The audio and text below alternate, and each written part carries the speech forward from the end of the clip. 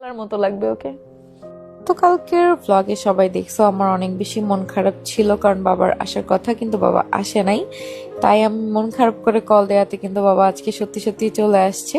সেই গতকালকে আমি মন খারাপ করে বলার পর আজকে একদম বিকাল 4টায় রওনা দিছে আমার বাবা, আর এখন রাত 11টা বাজে বাসায় এসে পৌঁছেছে। তো আসার পরে ফ্রেশ ট্রেশ হলো, আমার জন্য এতগুলো চালতা নিয়ে আসছে, আমাদের গাছের নারকেল নিয়ে আসছে। তো সেগুলো সব রাখলো, তারপরে বাবা ফ্রেশ হইলো। এখন আলিশাকে নিয়ে খেলতেছে। আসলে নানা তারপর দাদারা এমনই হয়, আগে নাতি নাতনি, তারপর মেয়ে। তো এখানে খেলতেছে, এখানে মিকিও খেলতেছে। মিকিও আর বাবাকে চিনতে পারছে। আর ওই যে বিছানা দেখতেছো আমার শ্বশুর বসে আছে। সো অনেকেই বলো যে তাকে তুমি কেন শ্বশুর বলো, সে তো তোমার চাচা শ্বশুর। আচ্ছা, এখন প্রত্যেকটা ভিডিওতে কি আমার উল্লেখ করে দিতে হবে সে আমার শ্বশুর? শ্বশুর আর চাচা শ্বশুর দুজন তো একই ভাই। চাচা আর বাপ, এর মধ্যে পার্থক্য কি বলো? একই তো, বাপের ভাই তো। এখন প্রত্যেকটা ভিডিওতে যদি আমি বলি আমার চাচা শ্বশুর চাচা শ্বশুর, এটা কেমন দেখায় বলো তো? আর সে তো আমার শ্বশুরের চেয়েও বড়, সে আমার বড় চাচা শ্বশুর, বড় বাবা। সো আমি এটা বলতেই বেশি কমফোর্টেবল ফিল করি। তোমরা তো জানোই সে আমার চাচা শ্বশুর।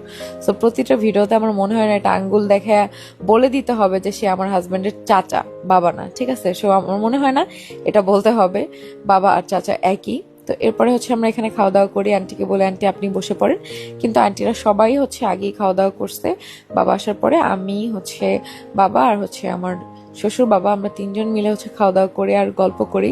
অনেকদিন পরে আজকে একসাথে খেলাম তাদের সাথে। তো এরপরে আবার বাবা চলে আসে আলিশার সাথে খেলতে, আমিও চলে আসি এখানে এই রুমে। আলিশার সাথে আমরা কতক্ষণ খেলাধুলা করতেছি। এখানে বাবা বলতেছে যে দেখো এটা আমার মেয়ে, আমি বলতেছে আমার বাবা। তো এখানে কি করতেছে দেখো, ও কি রিয়াকশন দিবে ও বুঝতেছে না। ও তার একটু পরেই উঠে যেয়ে তারপরে বাবার কোলের মধ্যে গেছে যে না ওর নানু ভাই, ও সেটা বলতে চায়, বুঝছো, যে না এটা ওর নানু ভাই, আমার বাবা না, সবাই শুধু ওর। ঠিক আছে, দেখো চলে গেছে। কত জেলাস করে। আর ওর বাবাকে তো ও জেগে থাকা অবস্থায় ওর বাবা আমার পাশে এসে বসতেও পারে না, শুধুমাত্র ওর পাশে বসবে, ওকে কোলে নিবে, ওর কাছেই থাকবে। ও এটাই চায় সব সময়, বুঝছো। আর এখানে কি করে ওরা, আমি এখানে বাবারা বলতেছিলাম যে সবকিছু উল্টা করে মুখে নেয়, বিস্কিটও এভাবে সোজাভাবে না নিয়ে উল্টায় মুখে নেয়, মানে যেভাবে যায় না। আর এখানে মিকিও চলে আসছে। তো বাবা বলতেছে দেখো, মিকিও এখানে আলিশার সাথে জেলাস করে তারপর চলে আসছে। আর আজকে আলিশা একটা কথা বলছে যেটা আগে কখনোই বলে নাই, সেটা হলো যে আমার বাবা বলতেছে আমাকে দেখায় যে দেখো আলিশা এটা আমার মা। ও উঠে ঠাস করে বলতেছে আমার মা, মানে এমন ভাবে কথাটা বলছে 3-4 বার। আমি, রাজ, ইরফান, তারপর বাবা সবাই অবাক হয়ে গেছি। স্পষ্ট বলছে। আমার বাবা বলতেছে যে দেখো এটা আমার মা, উঠেই বলে আমার মা। 2-3 বার কথাটা বলছে, এটা শুনে আমার এত ভালো লাগছে। আর এখানে দেখো মিকিকে মারতেছে, কারণ মিকি কেন বাবার কাছে যায়,